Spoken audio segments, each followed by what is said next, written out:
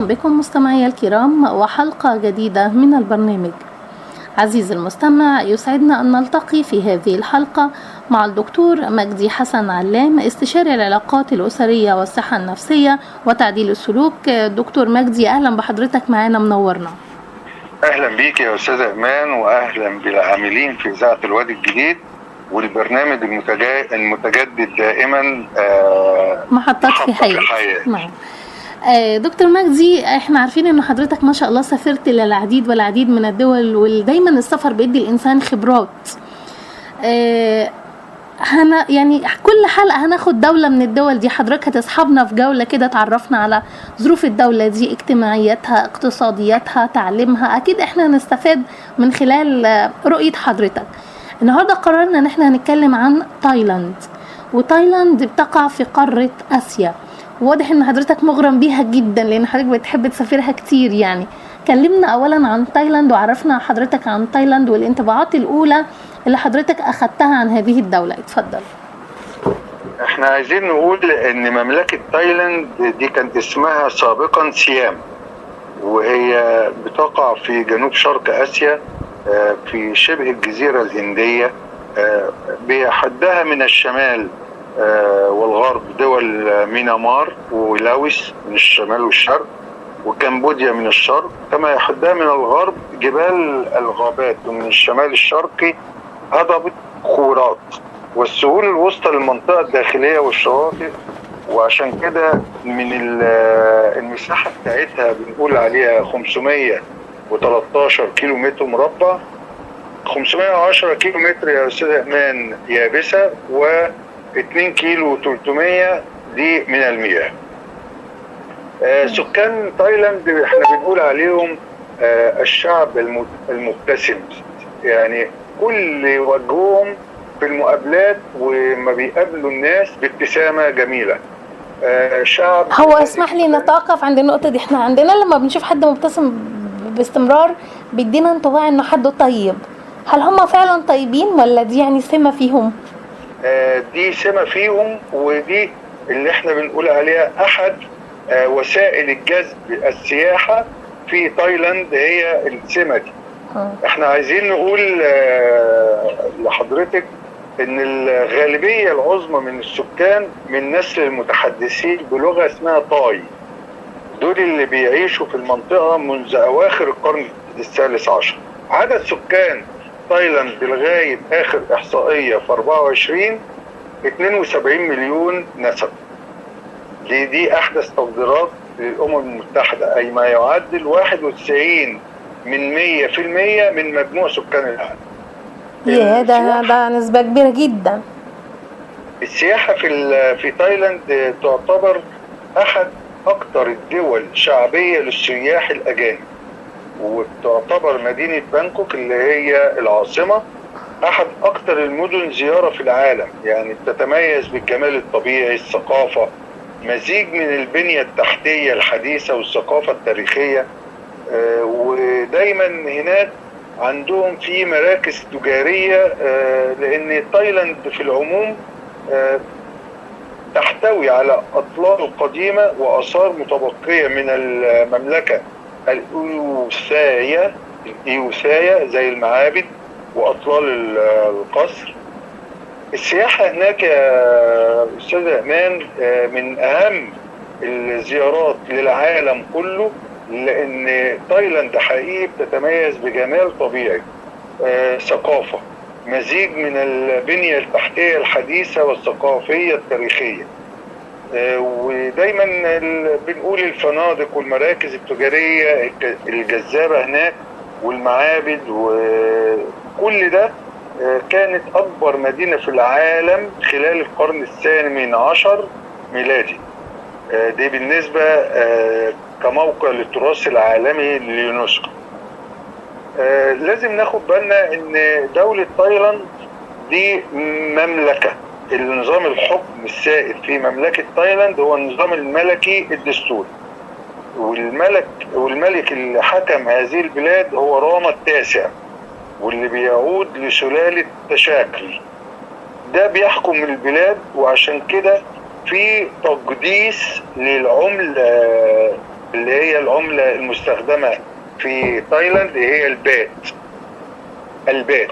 ودي مقدسة جدا العملة لأنها بتحمل صورة الملك.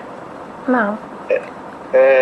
تايلاند بتقع في مناخ مداري حار جدا، وبتتميز دايما ان هي فيها قطاع الصناعة، انتاج اجهزة الكمبيوتر والالكترونيات والسيارات والملابس والاحذية والاساس والمنتجات الخشبية.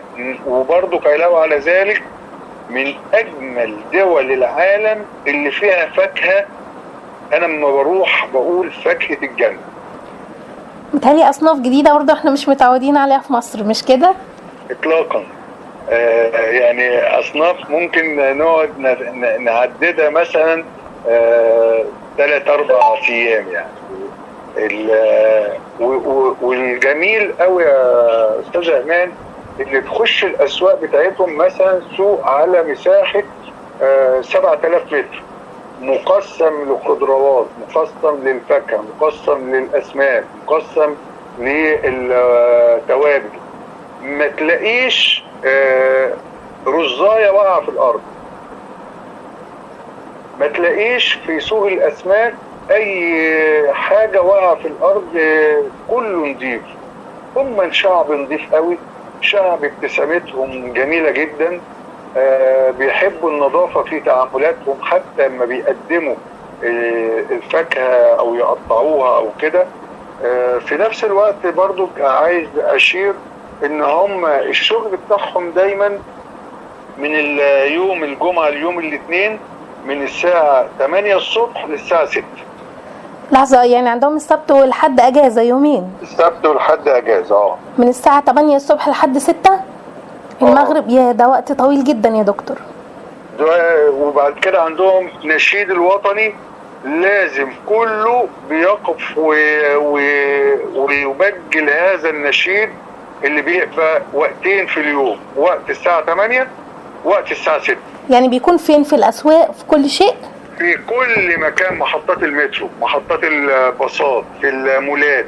الناس بتوقف حرفيا على اللي بيعملوه للاستماع للنشيد الوطني، في الراديو، في التلفزيون، في كل المدارس، في محطات القطارات. بقول لحضرتك في كل مكان بيكون في قدسية للنشيد الوطني لمملكة تايلاند، اللي هم يبدأوا بيه وينهوا بيه، يعني نظام تعزيز لاحترام الوطن جدا. وعشان كده عندهم احترام تام للنشيد الوطني، احترام تام للعملة خاصتهم اللي عليها صورة الملك. نعم.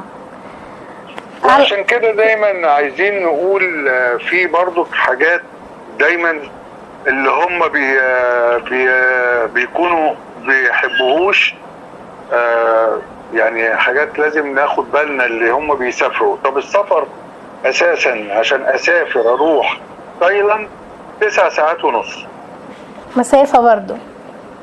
9 ساعات ونص.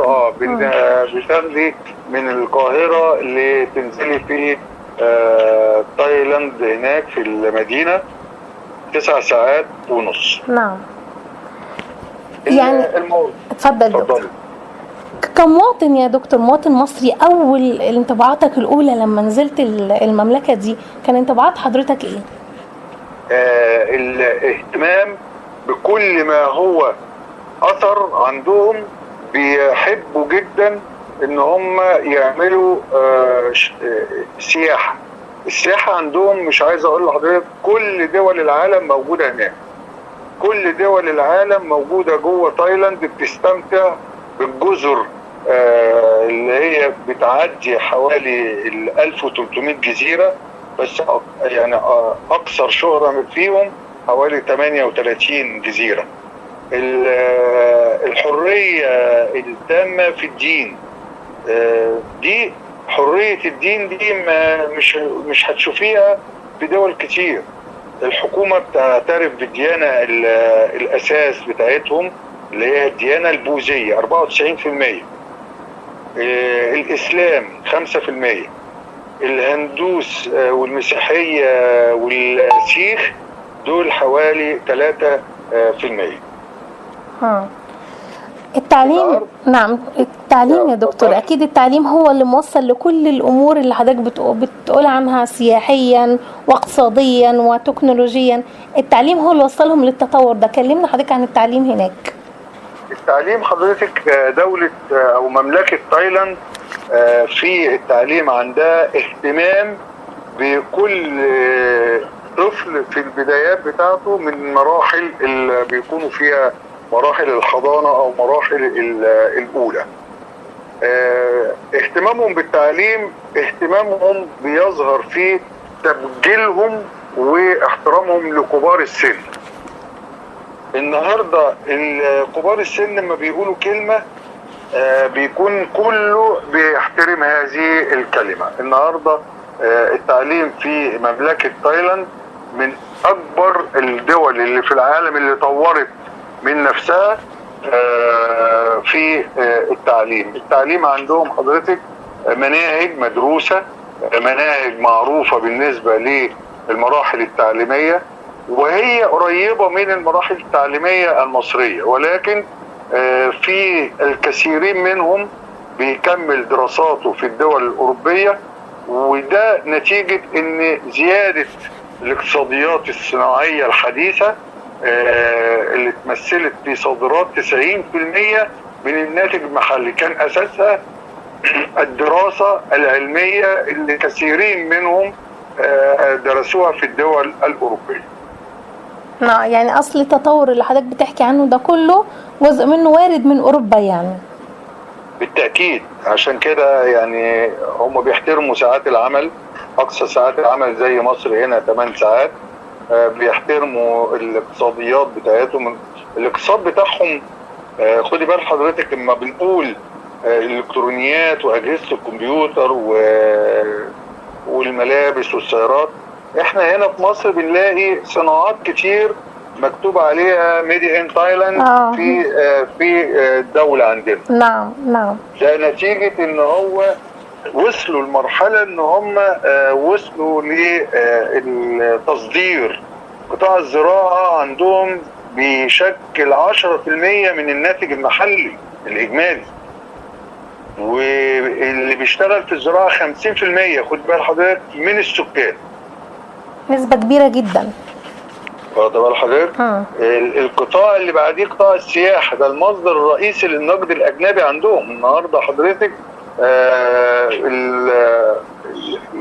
سواء تحويل الدولار لبات بيبقى هناك عندهم مصارف كتير جدا. طول ما انت ماشيه بتحولي الدولار اللي معاك، لانك انت هناك مفيش تحويل اي عمله الا اليورو والدولار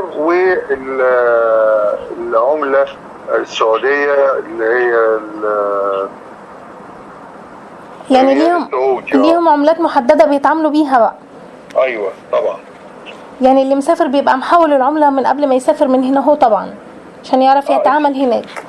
خدي بال حضرتك، كان الاول لغايه 2000 نص 2023 كان الاول التاشيره بتبقى مباشره مع شركات السياحه اللي انت بتطلعي معاها.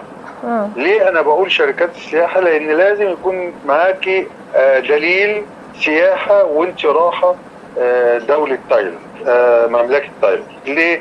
النهارده حضرتك العلاقات واللغه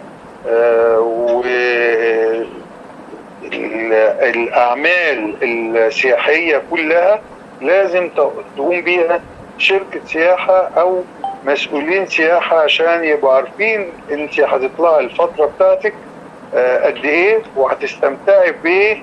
لأن الاستمتاع هناك في كل حاجة، من مناظر خلابة، من جزر طبيعية، من جبال، من أنهار، من معابد. كل الكلام ده حضرتك انت بتستمتعي في الوقت اللي انت رايحه. كان الاول التاشيره بتطلعها شركات السياحه، دلوقتي الاشخاص بنفسهم بيروحوا للسفاره التايلانديه وبيروحوا بيقدموا على التاشيره اللي وصلت دلوقتي لحوالي 3000 جنيه.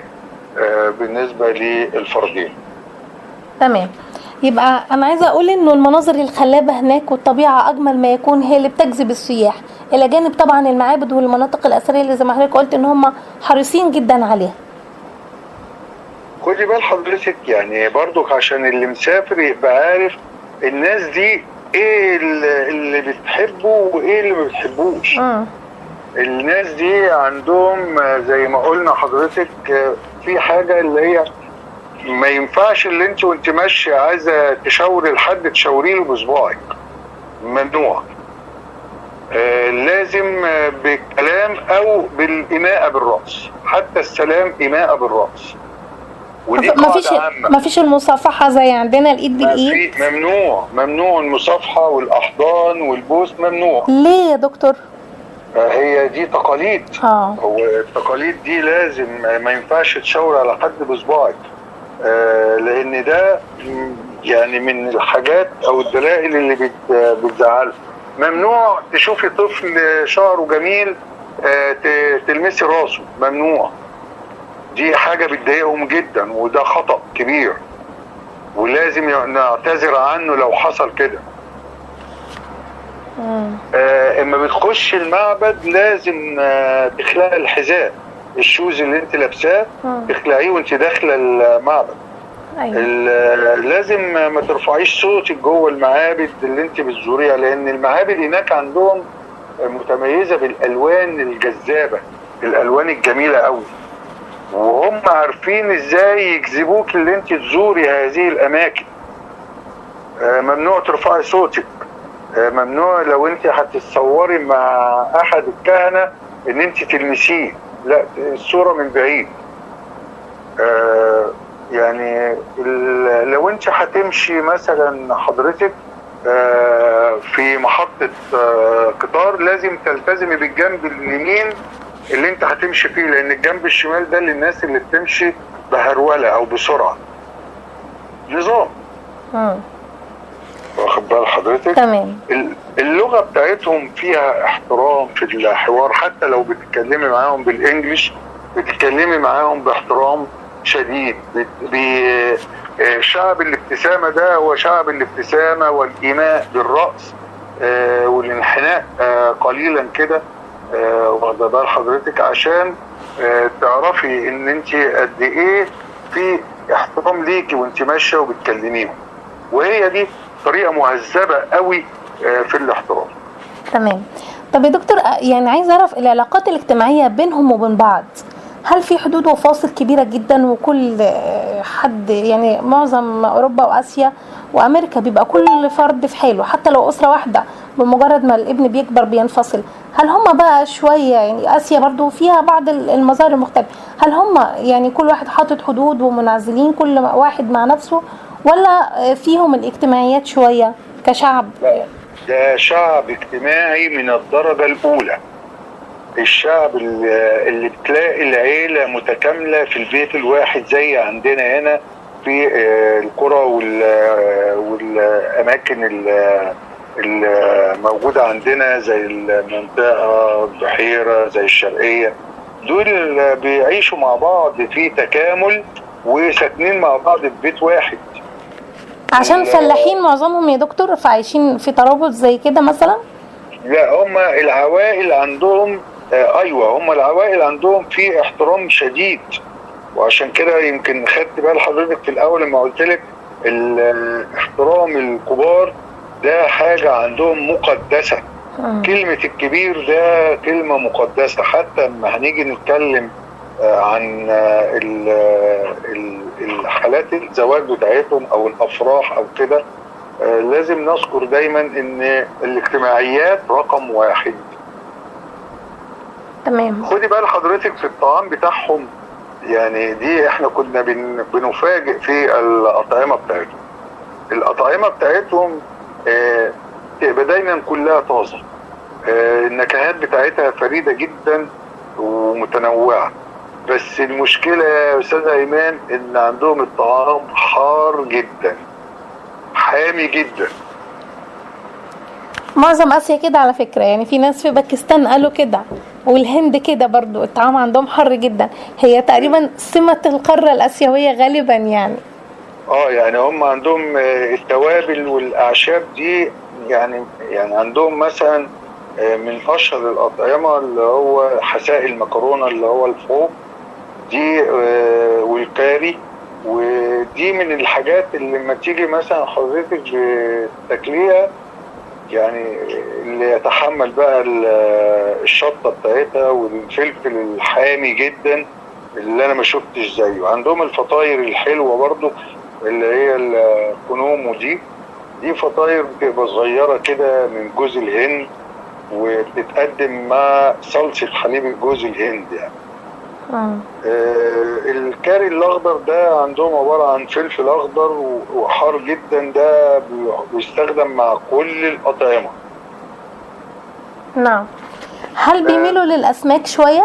معظم اسيا بتميل للاسماك. جدا جدا. تمام. واخده بال حضرتك؟ وفي نفس الوقت جدا ان هم ده دوله بتستخدم الجمبري ده، عندها هي بتصطاده وبتصدره. نعم. التايلانديين بيحبوا زي ما بيحبوا الاعشاب الحاره والاعشاب، بيحبوا اليوجا، بيحبوا الموسيقى، بيحبوا الغناء، بيعالجوا التوتر دايما. حتى في الاسواق عندهم تدليك الجسم والوجه ده مشهور جدا. اليوجا عندهم ليها سمات معينة، وبيجيدوا اليوجا عشان يعيشوا في هدوء. عشان كده تلاقي ما فيش عندهم توتر، ما فيش حد متنرفز. حتى لو انت ضايقتي حد بحاجة عفوية، يعني هو اللي بيقدم لك الاعتذار المحبة. من اللبس التقليدي اللي عندهم برضو كأستاذة إيمان، بالنسبة للرجال في حاجة اسمها تشونغ كرايم أو السراويل، وده نمط يعني معين كده، بيبقوا سراويل وقميص بيلبسوه وجوارب بيضة بطول الركبة. ده حاجة بالنسبة للرجال.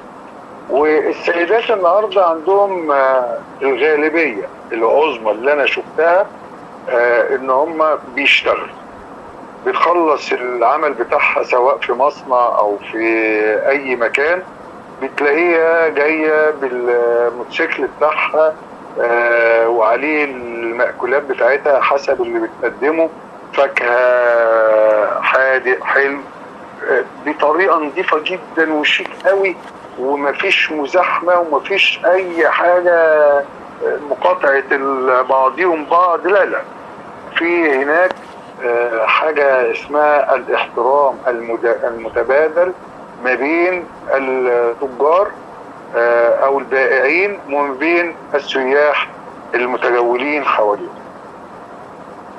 تمام. يمكن دي كانت أبرز وأشهر العادات والتقاليد والوجهات السياحية اللي حضرتك ذكرتها لنا، والمناطق السياحية والاقتصادية والأمور التعليمية بالنسبة لمملكة تايلاند. وإحنا كنا سعداء مع حضرتك بالجولة دي، وإن شاء الله يكون لنا أكتر من جولة في أكتر من دولة إن شاء الله. دكتور مجدي. الله يخليكي، ومشكرين على استضافتك. برنامج جميل ومحطة في حياتي. تايلاند أنا بحبها، ومملكة تايلاند عرفت ازاي تجذب السياح وتخلي نفسها دولة سياحية من الدرجة الأولى. وأنا بغيور جدا إن أنا بحب إن أنا ألاقي مصرنا الحبيبة على نفس النهج الدول العالم. أكيد. دكتور مجدي حسن علام، استشاري العلاقات الأسرية والصحة النفسية وتعديل السلوك، شكرا ليك يا فندم، نورتنا.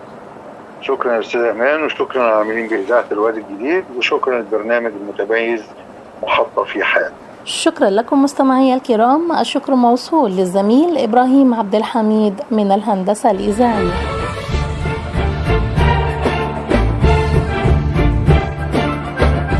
محطات في حياتي.